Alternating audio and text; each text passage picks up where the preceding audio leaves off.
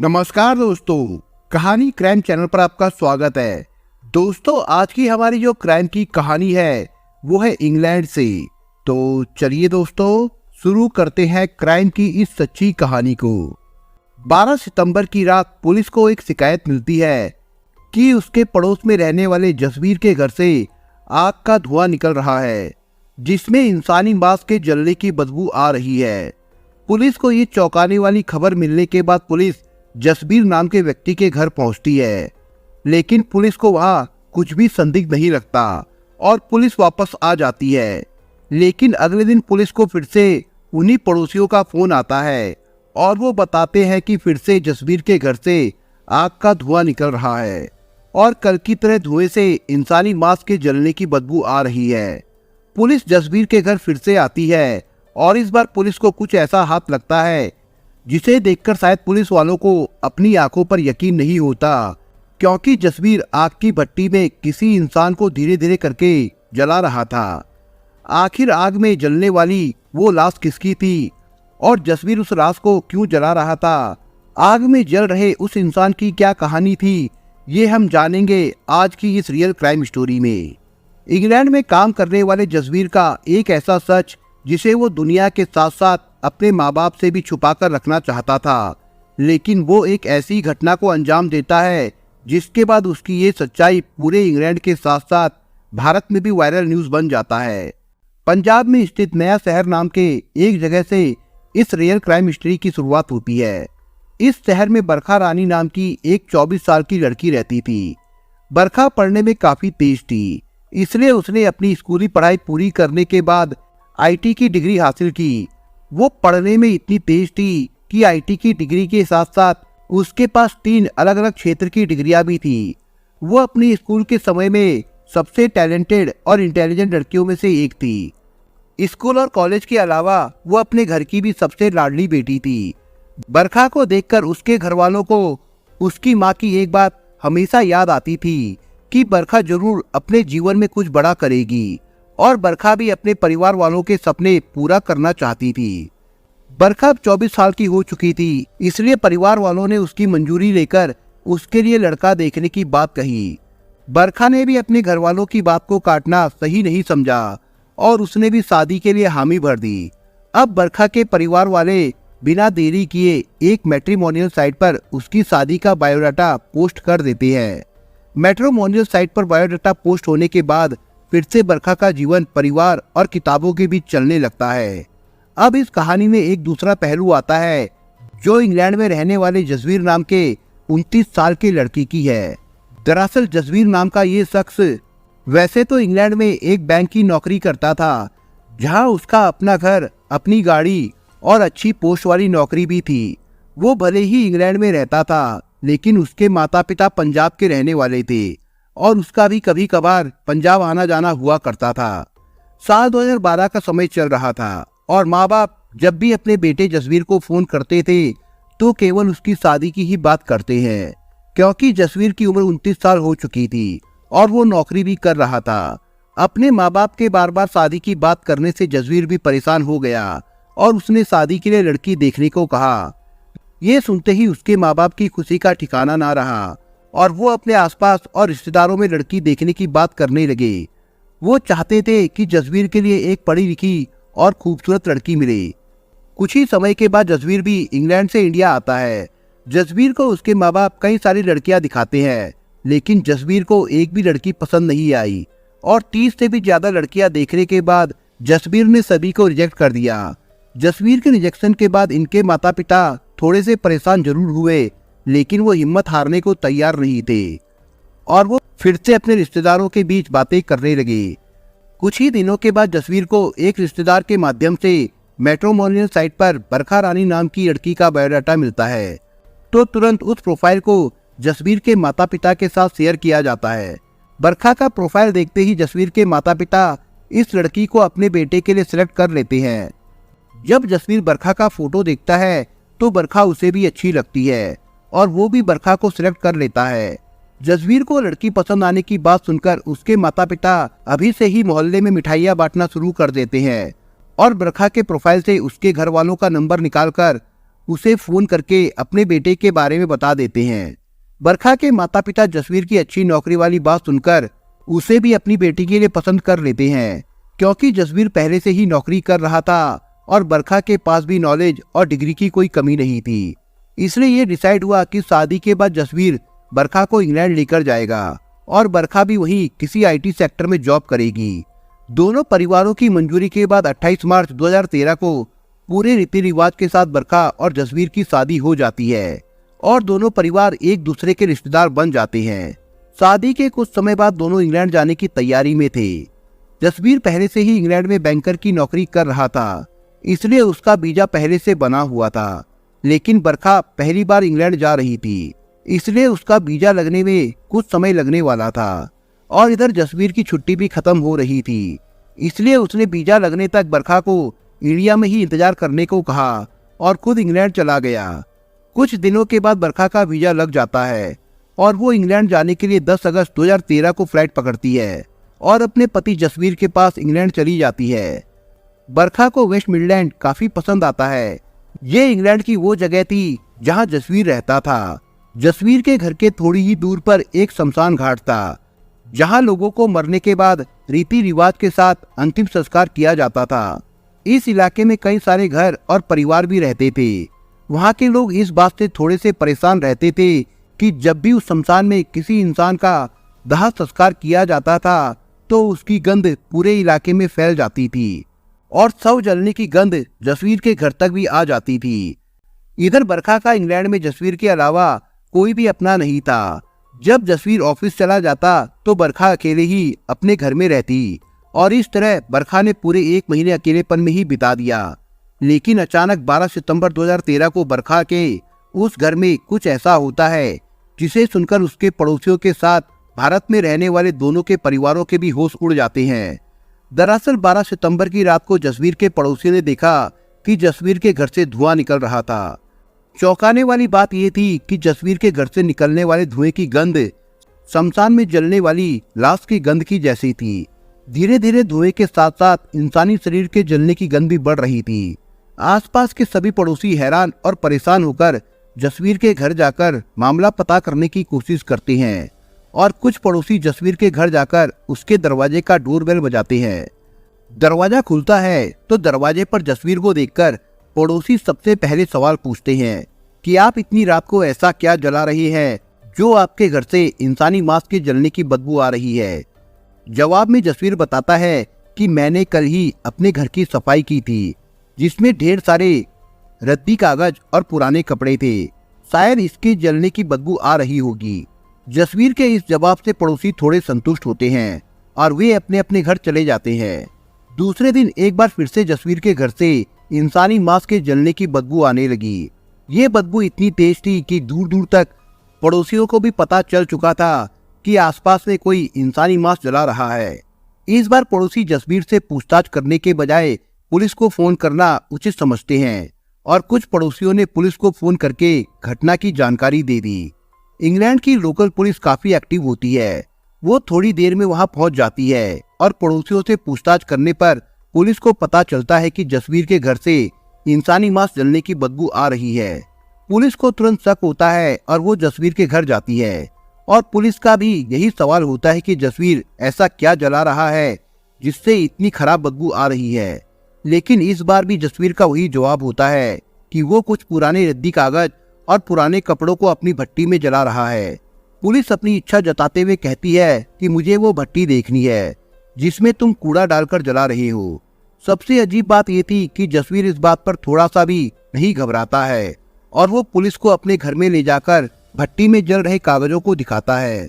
रात काफी हो चुकी थी, इसलिए पुलिस वाले भट्टी में सिर्फ एक नजर डालते हैं और वहां से निकल जाते हैं।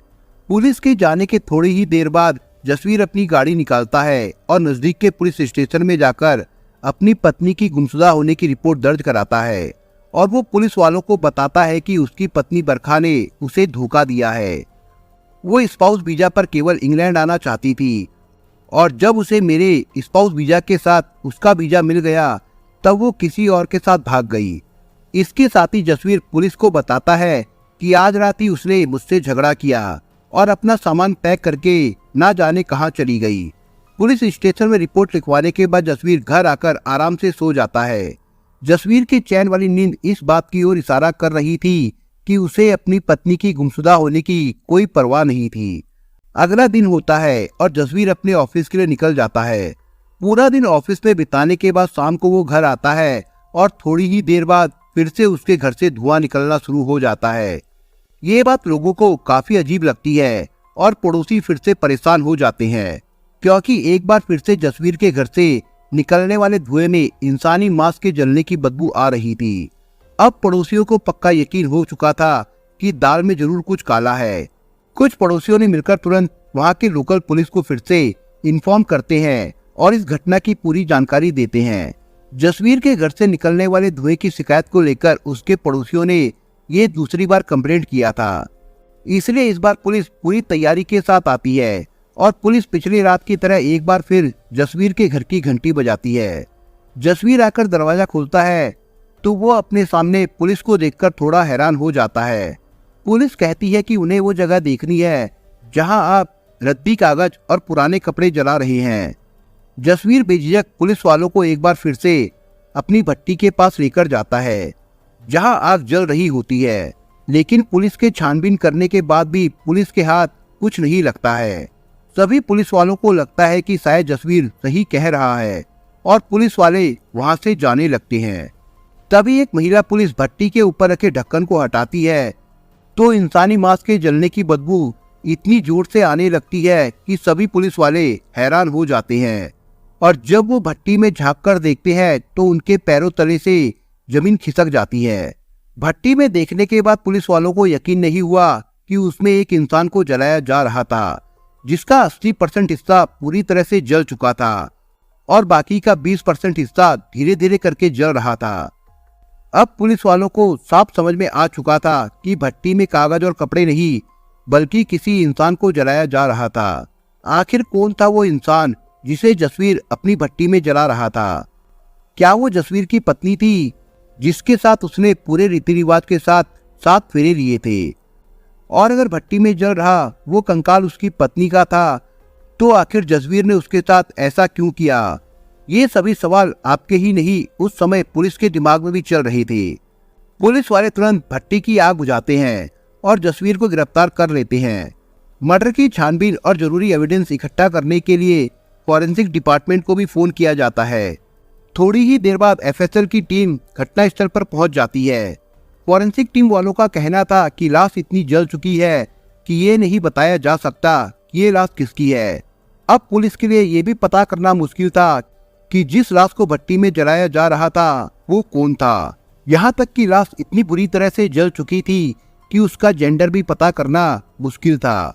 लेकिन फॉरेंसिक टीम वालों को भट्टी की राख से हाथ के कंगन, ब्रेसलेट और एक अंगूठी मिलती है, जिसकी जांच के लिए फॉरेंसिक टीम वाले उसे अपने साथ लेकर जाते हैं। इसके साथ ही पुलिस वालों की नज़र 12 सितंबर को लिखी गई उस रिपोर्ट पर जाती है जिसमें जसवीर ने अपनी पत्नी के गुमशुदा होने की रिपोर्ट लिखवाई थी और पुलिस को ये शक होता है कि शायद भट्टी में जलने वाली लाश कोई और नहीं बल्कि जसवीर की पत्नी की हो सकती है। और इसी शक के आधार पर जसवीर को घटनास्थल से गिरफ्तार करके पुलिस स्टेशन लाया जाता है। अब पुलिस इस केस को सुलझाने और जल रही लाश को न्याय दिलाने के लिए अपनी छानबीन के साथ साथ पूछताछ भी शुरू करती है। जसवीर के पड़ोसियों से पूछताछ करने पर पता चलता है कि जसवीर अपनी पत्नी के साथ रहता है, जो कुछ दिनों से दिखाई नहीं दे रही है। पड़ोसियों से पूछताछ करने के बाद जसवीर के घर की तलाशी ली जाती है, जिसमें पुलिस को जसवीर का मोबाइल और बरखा का बैग मिलता है, जिसमें बरखा के शादी का एल्बम भी होता है। एल्बम की सारी फोटो फॉरेंसिक टीम को दे दी जाती है। जब फॉरेंसिक टीम वाले एल्बम में रखे बरखा की तस्वीरों को ध्यान से देखते हैं तो पता चलता है कि तस्वीर में जिस तरह के कंगन, मंगलसूत्र और अंगूठी बरखा ने पहन रखे थे, वही सेम के सेम मंगलसूत्र, अंगूठी और कंगन आग वाली भट्टी से भी मिले थे, जिसे देखकर फॉरेंसिक टीम वाले ये कंफर्म करते हैं कि हो ना हो ये कंकाल जसवीर की पत्नी बरखा का ही है। जब पुलिस जसवीर के घर से मिले मोबाइल फोन और आईपैड में मौजूद तस्वीरों को देखते हैं तो पता चलता है जसवीर के कुछ दोस्त भी है, जिनका आना जाना अक्सर उसके घर पर होता रहता था। अब पुलिस जसवीर के दोस्तों के बारे में भी पता करने के लिए उसके बैंक पहुंच जाती है, जहां से उन्हें उसके दोस्तों की भी जानकारी मिल जाती है। जब पुलिस जसवीर से उसके घर के भट्टी से मिले कंकाल के बारे में पूछती है तो वो उस बात से सीधा सीधा इनकार कर देता है और वो कहता है कि उसे कुछ भी पता नहीं। लेकिन जब पुलिस उसके सामने कई सारे सबूत पेश करती है तो वो थोड़ा घबरा जाता है। लेकिन जसवीर इतनी आसानी से सच बोलने वाला नहीं था, इसलिए जसवीर से उसके घर वालों का नंबर लिया जाता है। अपनी लाडली बेटी को पूरे रीति रिवाज से विदा करने के बाद एक माँ और पिता निश्चिंत थे। लेकिन पुलिस की इस एक फोन कॉल ने बरखा के माँ बाप को सदमे में डाल दिया था। पुलिस के पूछताछ करने पर पता चला कि बरखा की कई दिनों से अपने माँ बाप से कोई बात नहीं हुई है और अब तो उसका फोन भी स्विच ऑफ आ रहा था। पुलिस को एक के बाद एक चौंकाने वाली कई बातें पता चल रही थी और उनकी नजर सिर्फ एक ही इंसान पर जाकर रुकी थी, वो था जसवीर। लेकिन जसवीर भी अपना गुनाह कबूल करने से मुकर रहा था। जसवीर ने पुलिस को अपना बयान देते हुए बताया कि उसकी शादी भले ही दो परिवारों की मर्जी से हुई, लेकिन इस शादी के लिए ना तो उसकी मर्जी थी और ना ही उसे बरखा पसंद थी। लेकिन फिर भी मैंने अपने माँ बाप की खुशी के लिए बरखा से शादी कर ली। शादी होने के बाद बरखा भी इंग्लैंड आकर रहना चाहती थी, जिसके लिए मैंने उसका वीजा बनवाया। और जब वो इंग्लैंड आई तो मुझे एक चौंकाने वाली सच्चाई पता चली कि उसने मुझसे शादी नहीं बल्कि एक समझौता किया था। वो कैसे भी करके इंग्लैंड आना चाहती थी और यहीं सेटल होना चाहती थी, जिसके लिए उसने मेरा इस्तेमाल किया। इसी बात को लेकर हमारे बीच काफी झगड़ा हुआ और वो अपना बैग पैक करके कहीं चली गई। और जब वो शाम तक नहीं आई तो मैंने परेशान होकर पुलिस में उसकी गुमशुदगी की रिपोर्ट लिखवाई।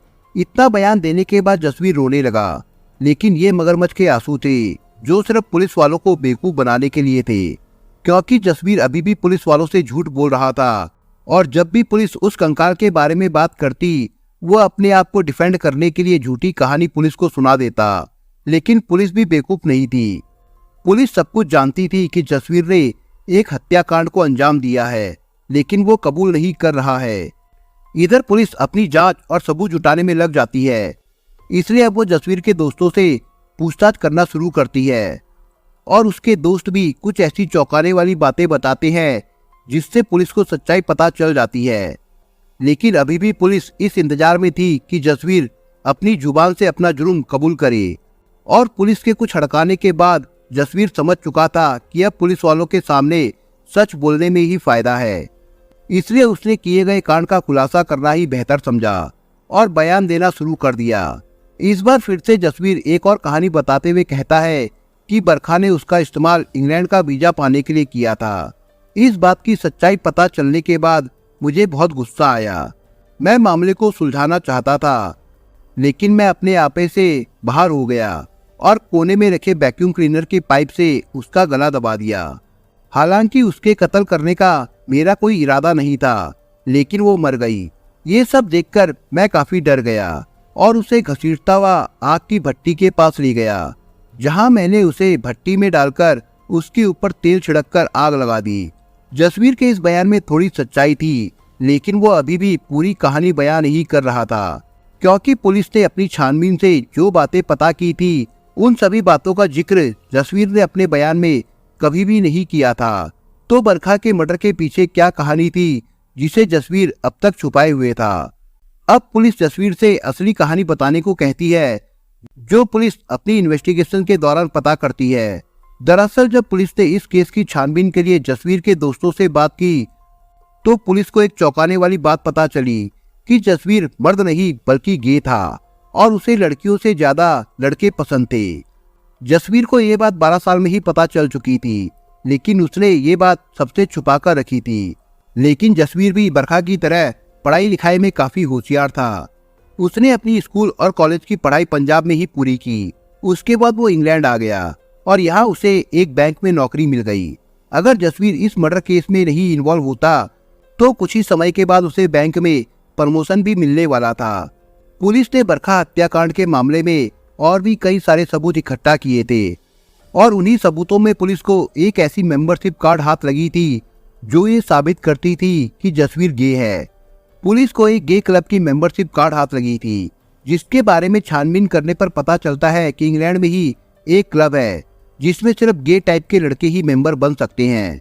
उस मेंबरशिप कार्ड से पता चलता है कि जसवीर 2008 से इस क्लब के साथ जुड़ा हुआ था और उसे एक लड़के से प्यार भी हो चुका था।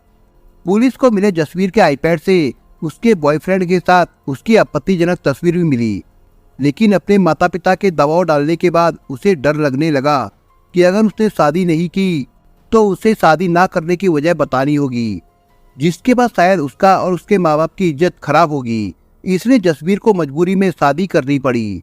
उसने सोचा कि शादी करने के बाद मैं इंग्लैंड आ जाऊंगा और बरखा को पंजाब में ही रहने दूंगा, लेकिन बरखा की जिद के बाद जसवीर को उसका वीजा भी बनवाना पड़ा, जिसके बाद बरखा भी इंग्लैंड आकर रहने लगी।